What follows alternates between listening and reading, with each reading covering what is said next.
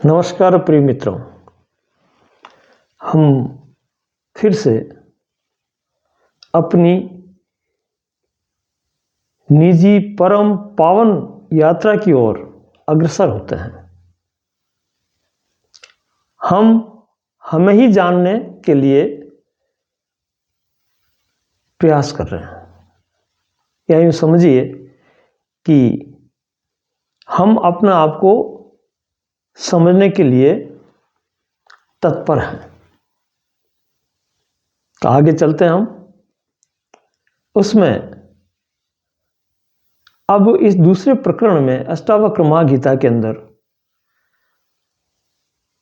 जनक की तरफ से उद्बोधन प्रकट हो रहा है। पहले तो अष्टावक्र ने उनको संकेत दिए, समझाए कि भाई ऐसा नहीं और ऐसा है, वास्तविकता बताई, सत्यता बताई, यथार्थ बताया। अब जब बोध की किरणें जनक के अंदर प्रवेश हुई और फिर से उसका उद्बोधन होने लगा, फिर से वो उठी, तो इस उठने में वो किसी को ये नहीं बता रहे हैं कि मैं किसी को उपदेश दे रहा हूं, या ये अहंकार भी नहीं है कि मैं इतना जानता हूं। ये भी महसूस नहीं कर रहे हैं कि मुझे ऐसा हो गया, अन्य को नहीं हुआ। इन सब बातों से अलग होकर के एक सहजता से जो धारा उद्बोधन के रूप में बाहर प्रकट हो रही है, उसको स्वतः कह रहे हैं। और स्वतः कहते कहते खुद को नमस्कार भी करते हैं, कभी खुद को धन्यवाद भी देते हैं। ये अभी आगे श्लोकों में आएगा, जिस पर हम थोड़ा ध्यान दे करके समझेंगे। तो श्लोक इस तरह से है, प्रकाशों में निजम रूपम, मेरा निज रूप प्रकाश स्वरूप है। प्रकाशों में निजम रूपम न अतिरिक्त अस्मि अहत ततः, इसके अलावा और कोई दूसरा मेरा रूप नहीं है। रूप से मतलब अपनी एक सांकेतिक शब्द है ये। रूप से मतलब कोई आकार नहीं है, लेकिन एक संकेत है कि मैं किस तरह का हूं। मैं प्रकाश स्वरूप हूं। प्रकाशों में निजम रूपम, मेरा निज रूप प्रकाश स्वरूप है, स्वप्रकाशी हूं मैं, और इसके अतिरिक्त और कोई अन्य मैं नहीं हूं।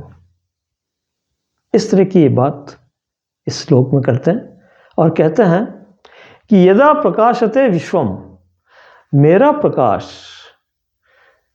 विश्व में जहां जहां होता है या जाता है या दिखाई देता है या मैं अवलोकन करता हूं, यदा प्रकाशते विश्वम, वो पूरे विश्व को मेरा प्रकाश प्रकाशित करता है।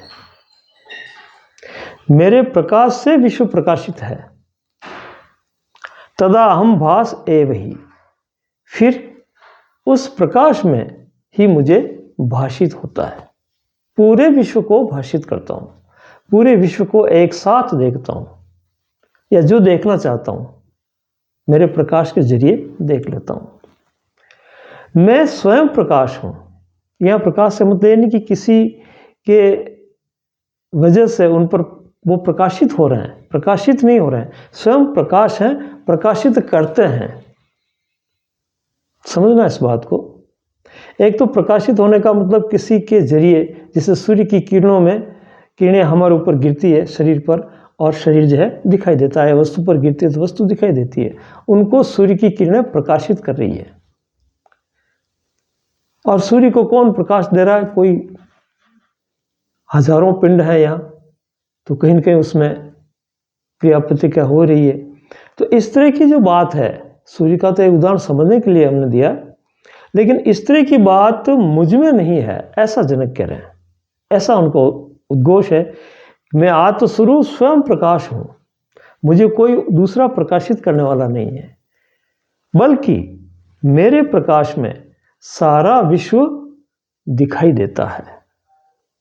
सारे विश्व को मैं देखता हूं मेरे प्रकाश से ही, मुझे कोई और ने दिखाने वाला भी नहीं है। फिर स्वयं दृष्टा हूं, स्वयं देखने वाला हूं, और जो जो मैं देखता हूं उसमें एक बात आती है, या एक प्रश्न उठता है कि यदि जो देखा जा रहा है वो पहले से ही है उस आत्मा से, या फिर आत्मा उसे बाद में देख रही है।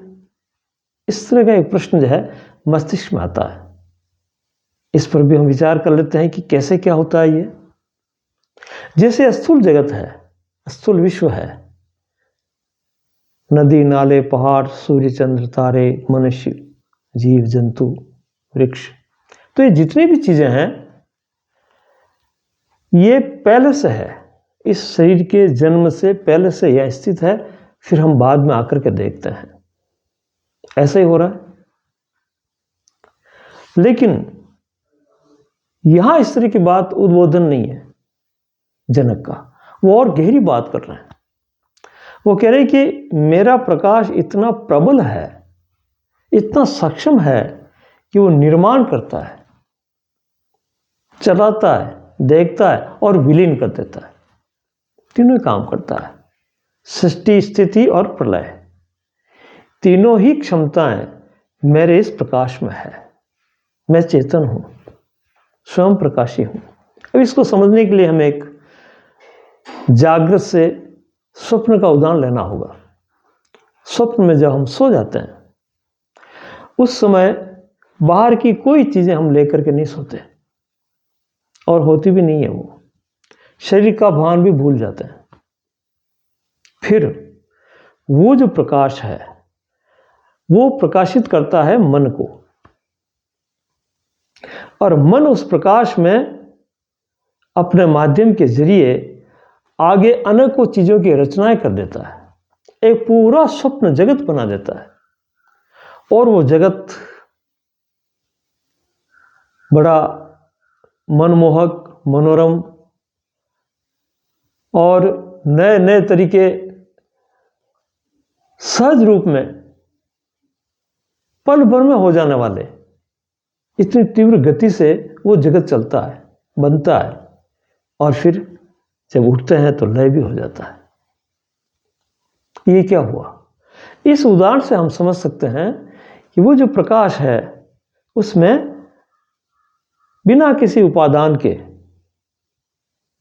उपादान का मतलब एक वेदांत में एक बात है कि ये जो ब्रह्म है ये सिर्फ है, अस्तित्व है उसका, उसके होने मात्र में है, उसके होने की वजह से, वजह भी नहीं कहूंगा मैं, उनके होने मात्र से, उनकी स्थिति मात्र से, उनकी मौजूदगी में ही सब गतिविधियां स्टार्ट हो जाती है। पूरी सृष्टि जो है बनने चलने और बिगड़ने लग जाती है। उनका होना मात्र ही काफी है। वो सब स्वप्न की तरह होता है। ये जो जगत है जिसको हम हिंदू शास्त्रों में ब्रह्मा से उत्पत्ति बताते हैं, तो एक ब्रह्मा का स्वप्न है। ये जो संसार है ये ब्रह्मा का स्वप्न है। इसको हम स्वप्न के उदाहरण से समझ रहे हैं। जैसे हमें स्वप्न आता है तो हम उस स्वप्न के ब्रह्मा हैं, पूरी सृष्टि अपने भीतर बना लेते हैं। अब देखो इसमें जितने भी ये बाहर के विश्व के नियम हैं वो बदल जाते हैं। स्वप्न सृष्टि में वहां समय बदल जाता है, वहां वस्तुएं विचित्र हो जाती है, कल्पना से परे की बातें दृश्यमान होती है, उनको देखते हैं, अनुभूत करते हैं, और उस समय वो सच्चे मानते हैं हम। स्वप्न झूठा कब होता है? जग जाने के बाद। और स्वप्न में ही हम देख रहे हैं तो उस समय उसको बिल्कुल सच्चा मानेंगे। वहां कोई भय होता तो भागेंगे, वहां कोई लोभ होगा तो आकर्षित होंगे, वहां कोई सुंदरता होगी तो मोहित होंगे। सारे अनुभूत, सारे मतलब जो है क्रियाएं प्रतिक्रियाएं जो इस जागृत में होती है यहाँ, वैसे की वैसे स्वप्न में भी होती है, और बिल्कुल वो बहुत सत्य लगता है। वो समय का यदि हम विचार करें स्वप्न के अंदर, जैसे स्वप्न में हमारा जन्म हुआ, बड़े हुए, पढ़े लिखे, शादी हुई, बच्चे बच्चे हुए, उनकी शादी करवाई, ये हो सकता है 5 मिनट के अंदर ये पूरी प्रक्रिया हो जाए, और यहाँ 60-70 लाख साल लगते हैं जागृत में। तो इसका मतलब क्या हुआ, यहाँ 50 साल लगे उस प्रक्रिया को पूरी होने में, वह 5 मिनट में पूरा हो गया। फिर भी ऐसा नहीं लगता स्वप्न में कि ये जल्दी जल्दी हो रहा है या कुछ इसमें बाकी रह गया है। हूबहू होता है, अच्छी तरह से होता है, पूरा अनुभूत होते हुए होता है, कहीं कोई संशय की गुंजाइश नहीं। स्वप्न में संदेह नहीं होता है, संदेह हो जाए तो स्वप्न टूट जाए। तो यथावत सत्य सा प्रतीत होता हुआ ज्यों का त्यों चल करके हमें अनुभूत करवाता है वो। तो 50 वर्ष में जन्म से लेकर बच्चों को शादी वादी, बच्चों को बड़ा करना, उनको शादी करवाना, उनके फिर बच्चे हो जाना, इतना समय एक 5 मिनट के अंदर जो है स्वप्न के अंदर पूरा घटित हो सकता है, और हम हूबहू देखते हैं उसको। और यहाँ 50 वर्ष लगते हैं। कहाँ? इस जागृत विश्व में जो हमें ये पदार्थ में दिख रहा है, यहाँ इतना समय लगता है। तो समय का अगर हम आकलन करें तो इसका मतलब वहाँ के 5 मिनट और यहाँ के 50 वर्ष। अब देखो कहाँ नाप तोल करो समय का। जागृत के 50 वर्ष बराबर स्वप्न के 5 मिनट। तो इस तरह का विचित्र खेल है, और ये गुण अपने आप में वर्त करके अपना अपना खेल कर रहे हैं। इन सबको मैं प्रकाशित करके देखता हूँ। मैं प्रकाश स्वरूप हूँ, मैं आभास करता हूँ, और बड़े विचित्र बातें भी उसमें, बड़े रहस्य छिपे हुए भी कभी आ जाते हैं जो कल्पना से परे होते हैं। यहाँ तो ऐसी कल्पना करते ही नहीं हम। जैसे कभी कभी स्वप्न ऐसे भी आ जाते हैं कि हमारा शरीर शव हो गया है, लोग उठा करके ले जा रहे हैं, हम भी साथ साथ चल रहे हैं, वो जल रहा है। ऐसे विचित्र बातें जिसकी कल्पना हम इस जागृत अवस्था में नहीं कर सकते, वो स्वप्न में घटित होती है और हूबहू दिखाई देती है। कैसी विचित्र बात है। तो ये जो आत्मा के केंद्र में रह करके उससे प्रकाशित होते हुए जितनी चीज़ें हम देखते हैं, वो सब चीज़ें स्वप्न के अंदर एक अलग ही रहस्य से नजर आती है। तब ये होता क्या है, विज्ञान भी इसका पता नहीं लगा पाई, न धर्म पता लगा पाए, ये रहस्य क्या है। तो छुटपुट बातें तो होती है, चर्चाएं होती है, लेकिन ये सीधी सीधी बात कर रहे हैं कि जितना भी आभास हो रहा है, मुझे भाषित हो रहा है, वो मेरे प्रकाशित होने पर हो रहा है। मैं जब देखता हूँ कि मैं प्रकाश स्वरूप हूँ, तो जो भी होता है वो जो मेरे प्रकाश के भीतर आ गया, अंतर्गत आ गया, उसको मैं आभास करता हूँ। इस तरह से मैं पूरे विश्व को प्रकाशित करता हूँ, पूरे संसार को। और पूरे संसार में हम अगर देखें तो एक संसार तो ये जो जागृत अवस्था में हम देख रहे हैं, एक स्वप्न अवस्था का संसार हो गया। एक स्थिति और पता लगाई, वो है कारण, वो और गहरी स्थिति है। तो वैसे अवस्था 4 है, जागृत, स्वप्न, सुषुप्ति और तुरीय, इस तरह के उनके नाम दिए हैं। तो हम अभी स्वप्न तक की बात कर रहे हैं।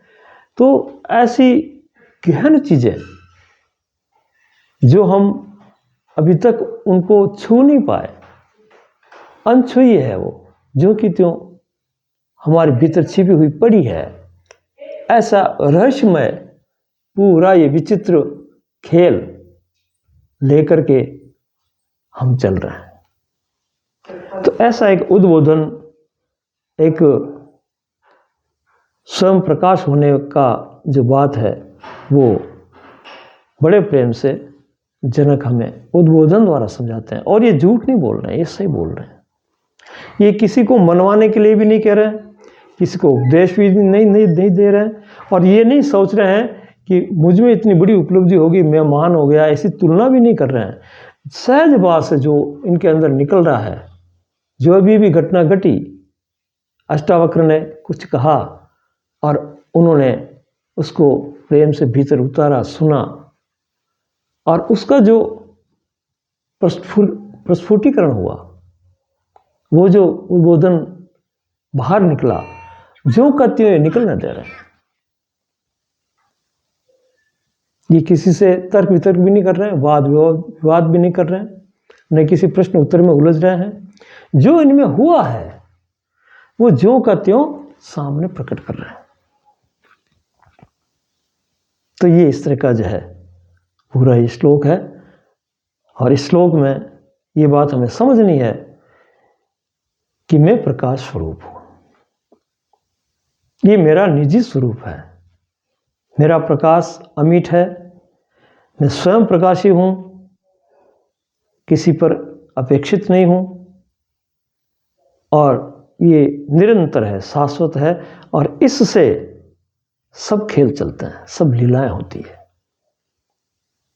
इतनी क्षमता इस प्रकाश में है। दूसरा श्लोक लेते हैं अब अपन आगे का। अहो विकल्पितम विश्वम अज्ञानात भई मई भासते रूप्यम शुक्तो फणि रज्जो वारी सूर्य करे यथा। अब इसमें ये बताते हैं कि जो भाषित होता है, बहुत गहरे जा रहा है ये भाषित जो हमें होता है, प्रकाश के अंतर्गत या प्रकाश के जरिए जो कुछ भी हुआ, जागृत में, स्वप्न में, तो ये क्यों होता है, कैसे होता है, क्या है ये, इस पर थोड़ा वो बताते हैं। अहो विकल्पितम विश्वम, बड़ा आश्चर्य है। पहले अहो बोलते हैं, वो अहो का मतलब बड़ा आश्चर्यचकित हूं मैं कि ये कैसे हो रहा है।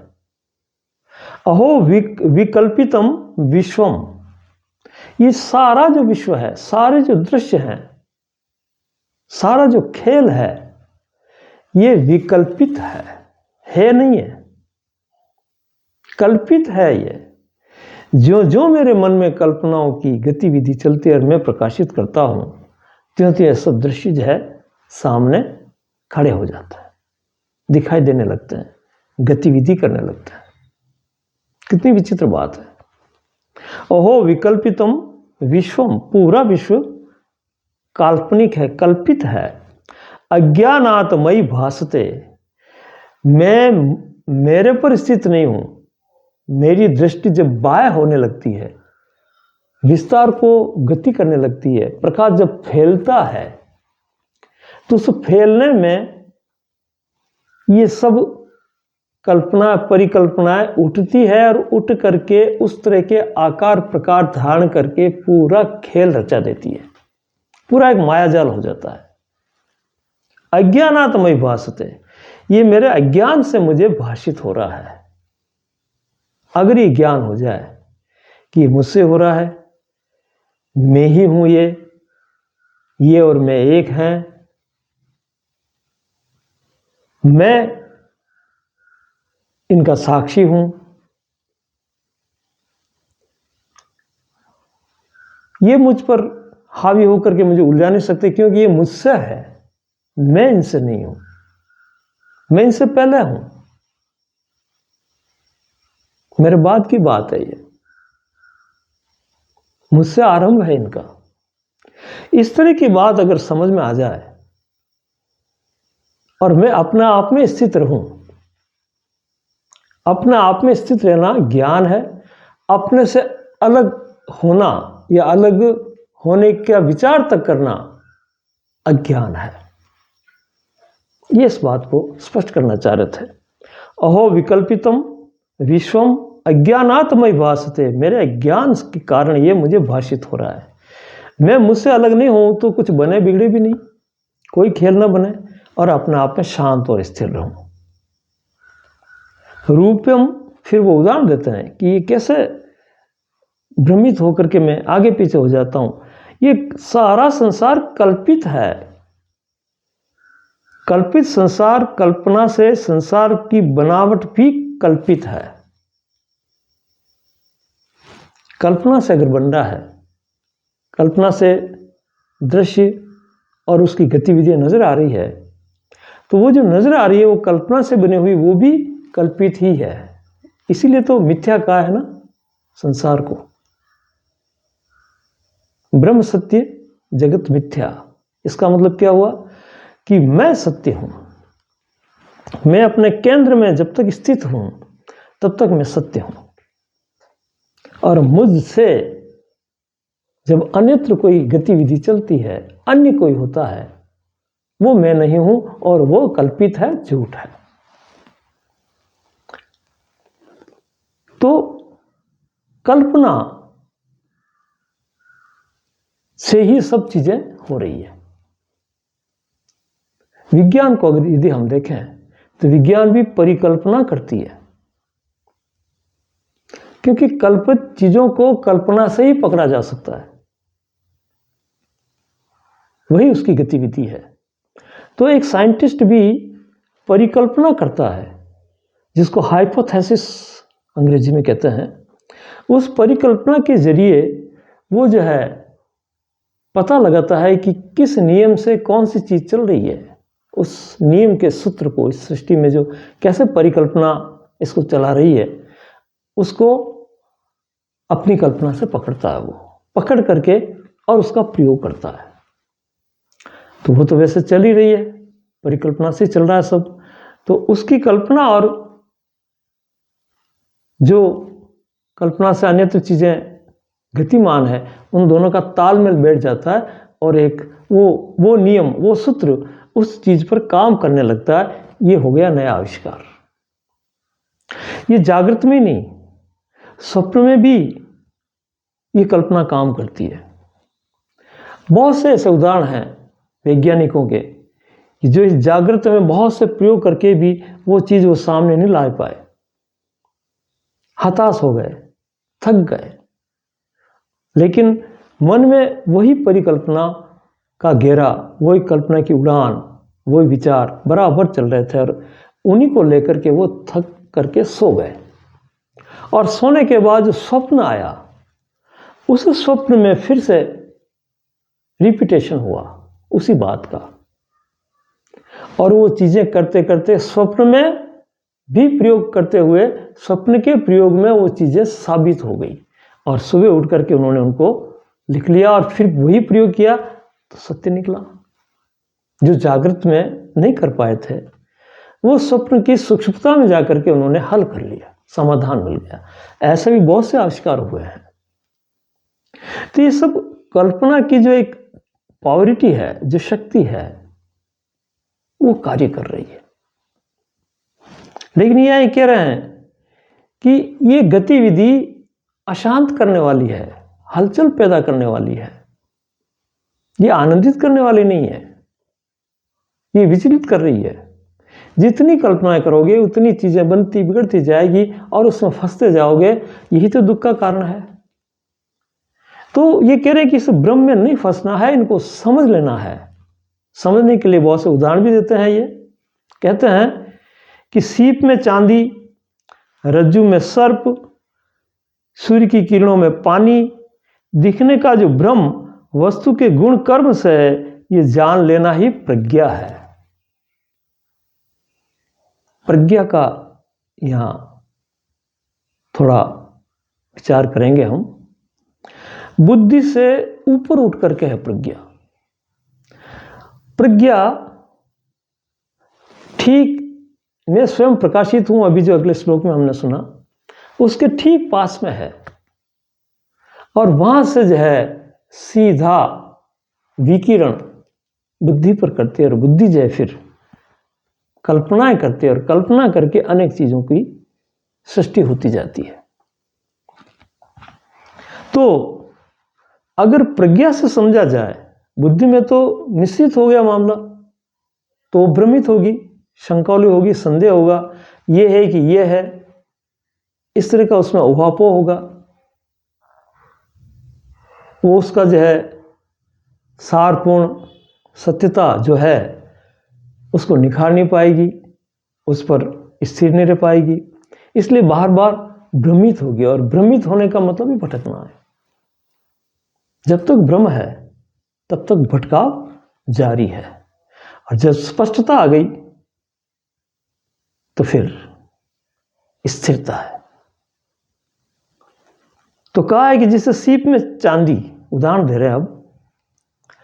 सीप जो समुद्र में जिसमें मोती पकते हैं, उसके जो पार्ट कहीं खुले हुए पड़े होते हैं रेत पर और सूर्य की किरणें गिरती है उस पर, तो वो दूर से चांदी जैसा दिखता है कि ये चांदी पड़ी है, पर पास में जाते हैं तो सीप नजर आती है। तो सीप में जो चांदी का भ्रम हुआ वो कल्पित है,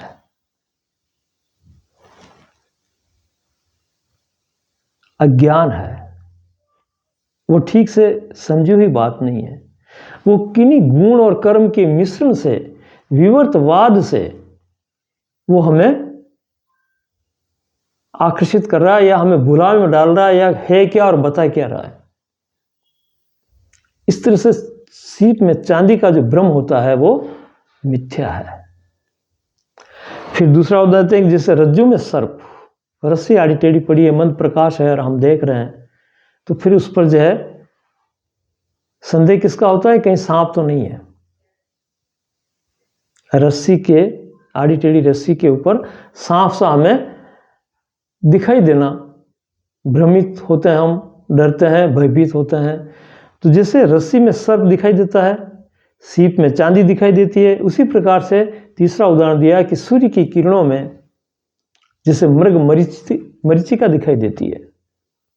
सूर्य की किरणें, रेगिस्तान में रेत तपती है, सूर्य की किरणें गिरती है, जब तेज किरणें होती है उस समय दूर हमें पानी बहता हुआ दिखाई देता है, लेकिन वहाँ पानी होता नहीं है। तो ऐसी सृष्टि में बेमेल चीज़ें, गुण कर्म ऐसे ऐसे यौगिक हो जाते हैं वहाँ, और उसमें ऐसी प्रक्रिया होती है जो हमें दिखने में भ्रमित करती है।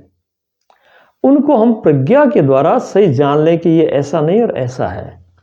इसी तरह से संसार दिखता हुआ, अनेक प्रकार की गतिविधि करता हुआ हमें भ्रम में डाले हुए हैं।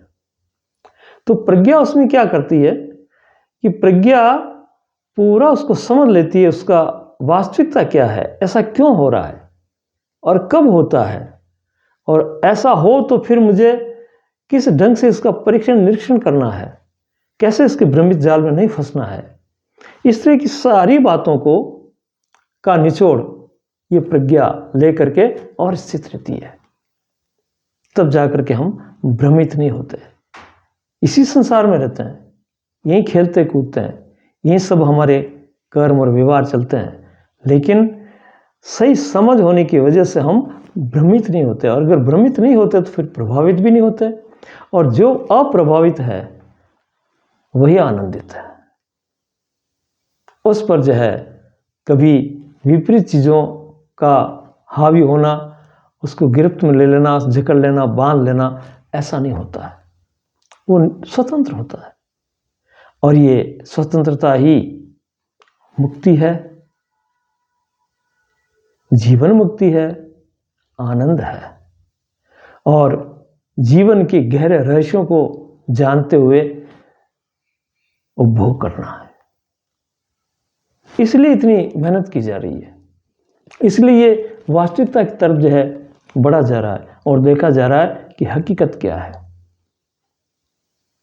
आगे का श्लोक लेते हैं हम।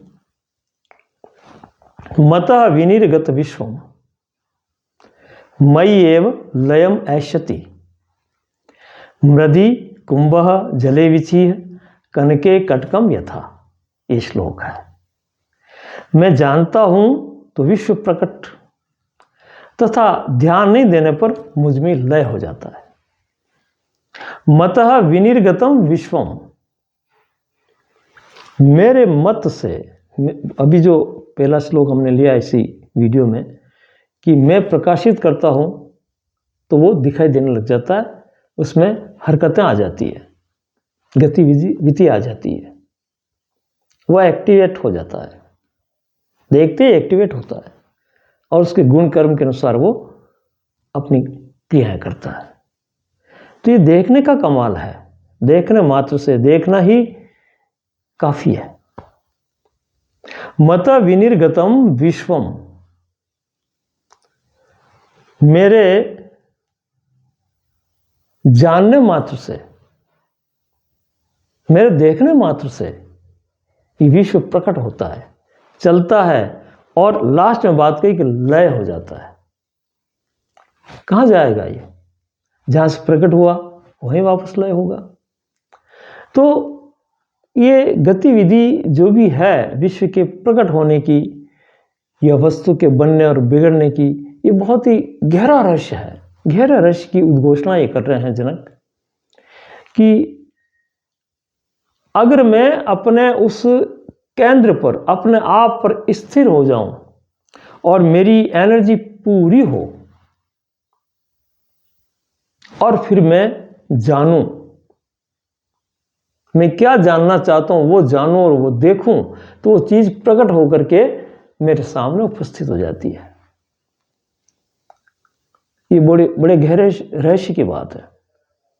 पर इसमें पहले हमें वहां स्थिर होना पड़ेगा, अपने आप में स्थिर होना पड़ेगा, तभी जाकर के पूरी ऊर्जावान, पूरी ऊर्जा के साथ कुछ हो सकने की संभावना है। ये संभावना छिपी है, सब में छिपी है, लेकिन एनर्जी इतनी कटी फटी, इतनी बिखर गई है कि उसका इकट्ठा जोर किसी एक पर नहीं लगता और न वो चीज है उभर करके प्रकट रूप में सामने आती है। तो ये तो यहां तक कह रहे हैं कि ये मेरा जानना ही प्रकट होना है, मेरा जानना ही उसको चलाना है, मेरा जानना ही सब कुछ है। क्योंकि ये जितनी भी चीजें हैं मुझसे ही है।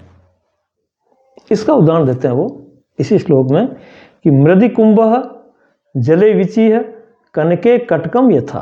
3 उदाहरण देते हैं वो कि जैसे मिट्टी में घड़ा लय होने की बात कर रहे हैं, अब उसमें विलीन हो जाते हैं। वो किस में विलीन होंगे? विलीन क्या होंगे? उसी में विलीन ही है वो, पर थोड़ा सा उसका आकार और प्रकार देखने से हमें लगता है कि कुछ और चीज़ बन गया। जैसे पहले वाले वीडियो में हमने नाम और रूप की बात की कि किसी चीज़ का रूप और नाम होते ही वो अलग सी प्रतीत होती है, पर उसका अगर सही विश्लेषण किया जाए, सही अन्वेषण किया जाए, तो वो उसी में मर्ज है, उसी से बनी हुई है। जिसे मिट्टी से, मिट्टी में घड़ा लय हो जाता है। लय का मतलब पूरा घड़ा मिट्टी ही तो है। यदि मिट्टी निकाल दी जाए उसमें से, तो फिर घड़ा कहाँ रहेगा? मिट्टी में ही था घड़ा, मिट्टी से ही था। इसी तरह से जल में जैसे लहर समा जाती है, वैसे सारी सृष्टि मुझ में समाई हुई है, मुझसे ही प्रकट है और मुझसे चल रही है। ऐसा बोध जो न कोई धार्मिक है, न कोई जातिगत है, न इसी में किसी प्रकार का वाद विवाद है, न कोई तुलना है, न कोई नियम है, न कोई कानून है, न किसी पर थोपने की बात है। ये निजी बात है और हर एक का अधिकार है इस पर। सभी निजी है, सब स्वयं सोच करके, स्वयं विवेक द्वारा इसकी गहराई को छू सकते हैं, समझ सकते हैं। तो जैसे जल जो है लहर में समा जाता है, वैसे ही स्वर्ण में जैसे आभूषण कनके कटकम यथा। कनक नाम सोना, सोने के अंदर जितने भी आभूषण हैं किससे बने? आभूषण सभी सोने से बने। आभूषण सोना ही तो है। आभूषण में से सोना सोना निकाल लो, बाकी देखो आभूषण कहाँ रहेगा? कुछ नहीं रहेगा ना। तो ये लय की बात बता रहे हैं, एक लय योग भी है कि ये सब चीजें, जितना भी प्रपंच है, वो सब मुझ में ही लय हो जाता है। लय होता है, होने का मतलब क्या हुआ? इससे ये भी साबित होता है, भी प्रमाणित होता है कि जहाँ लय होता है, जिसका मतलब उससे प्रकट भी हो सकता है, प्रकट भी होता है। दोनों बातें हैं। लय वहीं होगा जहां से प्रकट हुआ। जैसे मिट्टी कहाँ लय हुई? घड़े में। घड़ा कहाँ लय हुआ? मिट्टी में। इसका मतलब मिट्टी से प्रकट हुआ। लहर कहाँ लय हुई? जल में। इसका मतलब जल से प्रकट हुई। और आभूषण कहाँ लय हुए? सोने में। इसका मतलब सोने से बने। तो ये जो क्रम है, इसको ये गहरे से समझा रहे हैं कि इस प्रपंच से भयभीत होने की जरूरत भी नहीं है, घबराने की जरूरत भी नहीं है, चिंतित होने की जरूरत नहीं है। क्यों? कि ये सब मुझ में ही लय होकर के रह सकते हैं और मैं अपने आप में स्थिर हूं, ये मुझे विचलित नहीं कर सकते, लय हो सकते हैं, सब उसमें समा जाते हैं, समाहित हो जाते हैं। यह है पूर्णता। पूर्णमिदं पूर्णमदः पूर्णात् पूर्णमुदच्यते पूर्णस्य पूर्णमादाय पूर्णमेवावशिष्यते। एक बड़ा प्यारा श्लोक है ये कि पूर्ण में से पूर्ण निकाल दो तो भी पूर्ण रहेगा, पूर्ण और पूर्ण जोड़ दो तो भी बराबर पूर्ण आएगा, पूर्ण और पूर्ण का गुणा करोगे तो भी पूर्ण आएगा, घटाओ बढ़ाओ कुछ भी करो वो पूर्ण का पूर्ण ही रहेगा। तो ये सब लय को प्राप्त हो जाते हैं और मैं ज्यों का त्यों हूं, फिर पूर्ण का पूर्ण हूं, न कुछ नष्ट हुआ न कुछ घटा बढ़ा, ज्यों का त्यों, मैं ज्यों का त्यों, और मुझसे जो कुछ भी पहले का प्रपंच था वो भी ज्यों का त्यों लय हो गया। सारी विचलितताएं, सारी आपाधापी, सारी दौड़ धूप, सारा जंजाल, सारी माया समाप्त हो गई। तो ये कला है, एक टेक्निक है ये कि कैसे लय अवस्था में रहा जाए। ऐसा उद्घोष जनक कर रहे हैं। तो इसकी गहरे में ज्यों ज्यों हम उतरेंगे त्यों त्यों हमें मालूम होगा कि लय अवस्था कितनी प्यारी है, कितनी विश्रांति को देने वाली है, कितनी आनंदप्रद होगी।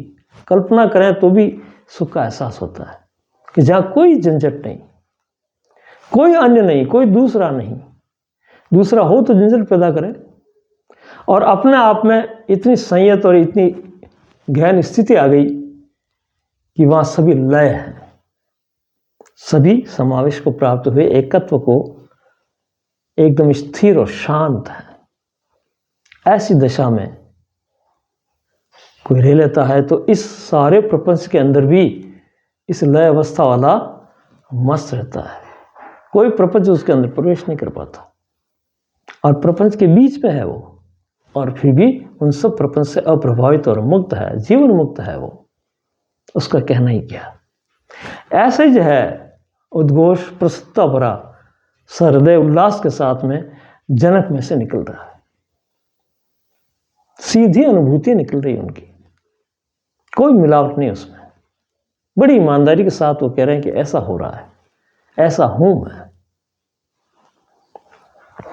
आगे दोहे पर चलते हैं। अब देखो बड़े आश्चर्यचकित होकर के कह रहे हैं वो इस श्लोक में, अहो अहम नममयम। कितनी सुंदर बात कही है, अहो अहम नमः मयम। अहो आश्चर्य है कि मैं मुझे ही नमस्कार करता हूं। इस आश्चर्य के लिए ऐसा कैसे हो गया मुझ में, कल्पना भी नहीं पहुंच पा रही है, वहां बुद्धि था नहीं ले पा रही है कि ऐसा भी हो सकता है। उसने कभी उपाय सुझाए भी नहीं और उसको आया भी नहीं, उसकी क्षमता भी नहीं कि ऐसी स्थिति भी है। तो ये आश्चर्य है कि कैसे घटित हुआ मुझ में, कैसे क्या हो गया। इसलिए मैं प्रणाम करूं तो किसको करूं, क्योंकि अन्य से तो हुआ ही नहीं, तो किसको प्रणाम करूं। फिर मैं मुझे ही प्रणाम करता हूं, मैं मुझे ही नमस्कार करता हूं।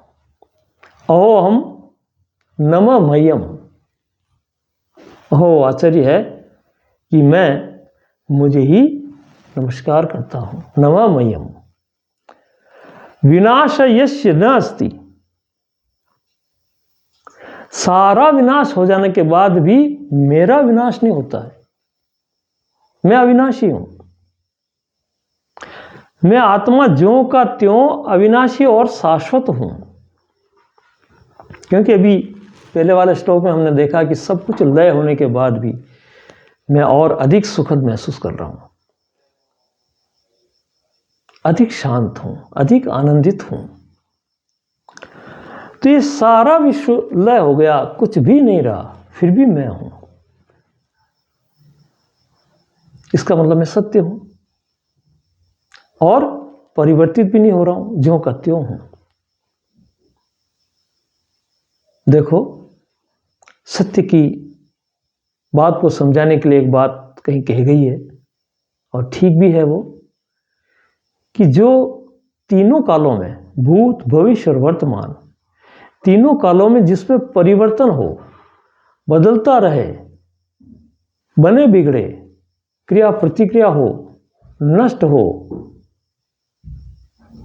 तो ऐसी चीज सत्य नहीं हो सकती, क्योंकि सत्य सदा एक जैसा, ज्यों का त्यों अपरिवर्तनशील, एकदम अपने आप में स्थिर और स्थित है। सत्य ज्यों का त्यों है, काल पक्का उस पर प्रभाव नहीं होता, समय उसको बदल नहीं सकता।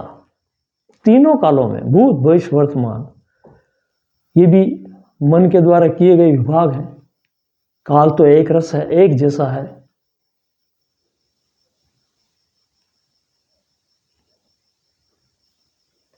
तो इन तीनों कालों में भी मैं निरंतर हूं, मैं यथावत हूं, मैं सदा हूं।